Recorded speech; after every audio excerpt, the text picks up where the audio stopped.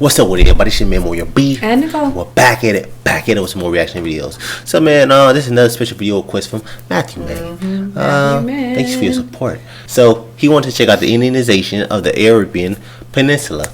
Now I probably messed it all up, man, tongue tied, man, but yeah, man. It's kind of a tongue twister. So yeah, it's kind of a tongue twister, yeah. Yeah, so we finna go ahead and check this out, man, and thanks for your support. Proud and ancient history, strewn with various periods of conquest, enlightenment, and scientific discovery. However, to anyone who's ever visited cities such as Dubai, Doha, or Riyadh for decades, it would appear that the face of the Arabian Peninsula is changing quickly. Instead of scenes of turban-clad men roaming through the desert on camels, many outsiders that research or visit Arabia are shocked by the extremely modern and seemingly futuristic landscape and infrastructure, able to compete with those in the West, and in some cases even outmatch them. As for the legions of foreigners that come to this region looking for work, most are pleasantly surprised that each contains niche communities of nearly every major nationality imaginable, making them seem right at home. However, for no other group is this more true than those from the subcontinent of South Asia. To many, this may seem relatively surreal, and indeed, nearly all of these changes have occurred relatively recently. But what was the catalyst for this astounding transition? Well, oil, of course, but we'll get to that in a minute. This is a story of when East meets Middle East, a clash of cultures in a region that many would not expect it, and a mass migration of people in the region not yet seen since the partition of India and the utter chaos that followed that. The regions of the Middle East and South Asia have very clearly had an enduring and robust relationship spanning back since antiquity, and it's evidently clear through looking at the culture, architecture, and genetics of these two regions. In addition, Indians have been sending merchants and traders to the surrounding areas of Southeast and Southwest Asia for over a couple thousand years or so, and for a long period of time, Hinduism spread far beyond the borders of modern-day India, with there being Hindu kingdoms in mainland and maritime Southeast Asia, as well as modern Pakistan and Afghanistan.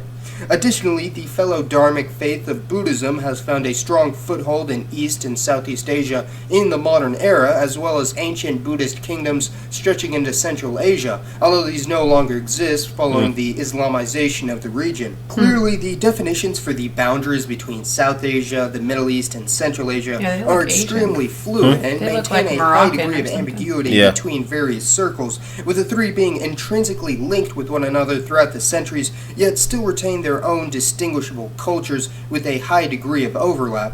Generally speaking, the Middle East is encompassed with Turkey in the west, the Caucasus in the north, Iran in the east, and Arabia in the south, while Central Asia includes all of the former Soviet republics southeast of Russia. South Asia includes the three successors of British India, along with a handful of smaller states, while Afghanistan, interestingly, has been included in definitions of all three of these regions. This video is going to focus on the enormous impact that the region of South Asia has had specifically on the Arabian Peninsula, especially in recent years, and what the present and future holds for Indians and other South Asian expatriates in these countries. One similarity between all of the countries we're going to discuss today is that all, besides Saudi Arabia, were at one point a part of the British Empire. The smaller Gulf nations such as the UAE, Qatar, and Bahrain were all administered by the British up until the 1960s and 70s, while across their pond, aka the Indian Ocean, Bangladesh, India, and Pakistan were once a part of the British Raj before gaining independence and subsequently devolving into one of the bloodiest conflicts in Indian history and leading to strong feelings of resentment between India and Pakistan and Bangladesh and Pakistan, although relations have begun to improve in recent years. Despite these feelings of bitterness, South Asian migrants often find themselves heading for the same destinations, whether it be to California, New Jersey, Canada, or the United Kingdom, and the epitome of this fact can be seen in the Gulf Arab states, a region mostly synonymous with the Arabian Peninsula, omitting Yemen in the south. As mentioned before, not too long ago, these countries were indeed not much more than vast stretches of deserts, with the overwhelming majority of the population being nomadic or living in small villages. But a titanic shift occurred in these societies when oil was discovered in the 20th century, which coincided with the precipitous rise in demand for petroleum and petrol products in the Western world. And as the supply and demand for oil skyrocketed, so did the manpower needed to facilitate its production and transaction, which attracted large amounts of workers from other parts of Arabia, Europe, Africa, the America, but especially South and Southeast Asia. The percentage of South Asians, including Indians, Pakistanis, Sri Lankans, Bangladeshis, and Nepalis in these various countries today varies, with the UAE around 57% South Asian, Qatar 46%, Bahrain 38%, Kuwait 35%, Oman 29%, and Saudi Arabia at 24%. Or in other words, about 18 million South Asian migrants out of a population of 55 million people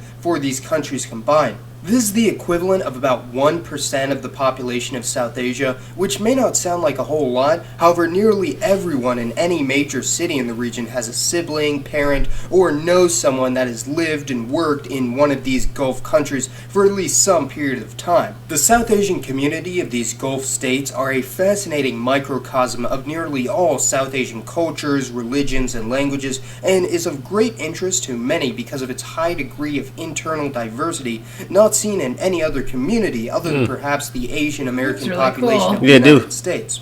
Not only do the Gulf states contain large communities of expatriates from the main South Asian countries listed before, but there's also one of the largest refugee populations of the ethnic Rohingya in Saudi Arabia, who are an Islamic Indo-Aryan group from Rakhine State in Myanmar.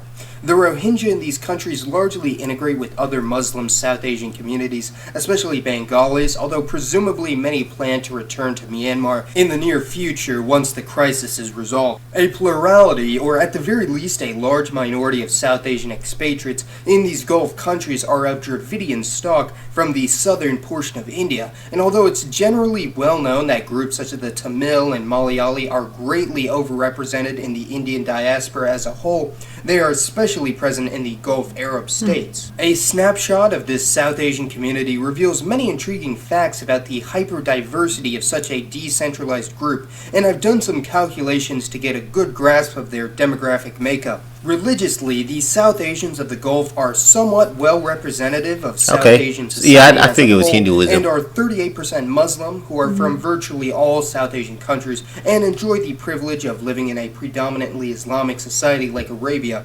7% are Christian, a product of the overrepresentation of South Indian Dravidians, and also have decent representation in these societies, although not as extensive as South Asian Muslims, and about 49% follow Hinduism, although they generally have less religious freedoms than the previous two, and about 6% follow another religion such as Buddhism, Sikhism, or are irreligious.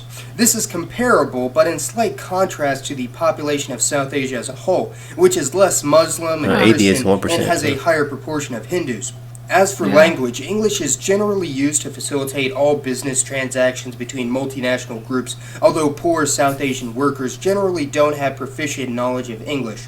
As can be expected, around half of all South Asian migrants speak either Hindi or Urdu at home, with large minorities of Punjabi, Malayali, Telugu, Bengali, and Tamil speakers as well. Because of migrant workers in the Arab countries of the Gulf, there's a widening sex ratio of nearly unbelievable proportions, with there being roughly 3 men for every 1 woman in the country of Qatar, or about 75% male, while the ratio for the UAE is 2 to 1, and there are similarly high percentages for Saudi Arabia, Kuwait, and others. Unlike the countries of China and India, this large imbalance is due not to mass female infanticide, the abortion of undesired female fetuses, but rather because the vast majority of migrants to these countries are men, either working manual labor or blue-collar jobs, with many being legally or financially unable to bring their wives and families with them. Expatriates can and do frequently travel from the Gulf states back to their homes in South Asia, as flights from Dubai to cities like Lahore, Ahmedabad, or Mumbai take only a few hours, so a more affluent businessman with a family from Maharashtra could fly to Dubai for a business meeting in the morning, drive to neighboring Qatar or Oman for another meeting, and still have time to make it back home for dinner the same day, although clearly such a lifestyle is quite extravagant. The combined GDP of these Gulf countries is an impressive 3.4 trillion US dollars, or about 7th in the world, even higher than that of the entirety of Indonesia, or an economy larger than the US state of Texas and New York added together. And although it's unknown what percentage of this wealth can be attributed to South Asian migrants, it can be assumed to be quite considerable, as India receives over $36 billion in remittances from the Gulf countries every year, which is over half of all the remittances that India receives from overseas countries. This contributes to about 2% of India's economic growth every year, and similar, if not higher percentages can be assumed for other countries such as Nepal, Sri Lanka, and Bangladesh, all of whom have a higher proportion of their population living in the Middle East than India. Although most of the workers stay for only a few years or even shorter, many of these expatriates have come to regard Arabia as their new home, and only time will tell what will become of this gargantuan yet semi-ephemeral community, as they have unequivocally helped to shape these countries into what they are today. Do you think the South Asian community of Arabia will continue to grow, or do you think it'll gradually shrink and eventually dissipate? Do you think that the South Asian workers are being given a fair opportunity, or are they being exploited in some way? I don't know. Please let me know your thoughts on the modern Indianization of the Arabian Peninsula. And as always, thanks for watching, everyone. This has been Mason, and I'll see you next time. I'll definitely go to Dubai one day. I mean, that's one of the places that he listed. It'd be pretty cool to definitely go. I know, me too. Yeah. I've had thought about that a lot, because you do hear a lot of good stuff about it. Yeah, you do. It's not as dangerous to travel to the UAE as it is some of the other places, I don't think. Yeah. But, or Abu Dhabi. Yeah, Abu Dhabi, that'd be pretty cool too. I know. It's definitely on my bucket list. It wasn't like, it never was like the first place I thought of, but recently I've heard more and more about it. I'm like, yeah, maybe I would go there too. Yeah. It's like I said, it's like a pretty cool place to visit, man. I just want to travel like the whole world. I definitely enjoy that. That would be nice, just to go everywhere. But yeah, those countries over there, man, like it used to be like a lot of desert. You know, I kind of wonder, like, when did they start really like building over there? Yeah, I don't know. I mean, they said obviously the 20th century, because that's when they got oil, so they started getting the income to build. But I don't know when they actually started physically booming. Yeah, like, I don't know. Probably like the late. I don't know. Like, I don't know if in the 90s it was already that. Yeah, because I didn't really start hearing like Dubai like. I feel like the last 2010, 20, that's when I really started hearing about it. But I'm sure it's been growing before that. Yeah. So I don't know, like maybe in the 70s or the 80s it really started. I don't know. Like, that's something we'll have to look up, because I'm not really sure on that one. But. Yeah, man, definitely a great video. Definitely enjoyed it, man. It's like Thank you for the request. Yeah, man. Thank you, Matthew, man. I mean, so much stuff to learn about, man. I know. It's just, we could be doing these videos forever. Yeah, man. I mean, so much stuff in the world that we don't know about. It's and it's so like, true. you know, cultures and everything else. It is cool. But we about to go to the end of this video. If you want to leave us a special video request, check out the link to our Streamlabs. It's going to be in our description and that video card. Make sure to leave the link and keep the video on at 12 minutes. Don't forget to subscribe. And thumbs it up. Turn on notifications. It's your man, Moya B. And Nicole. We're going to catch you on the next one. Stay awesome. Peace and love, baby.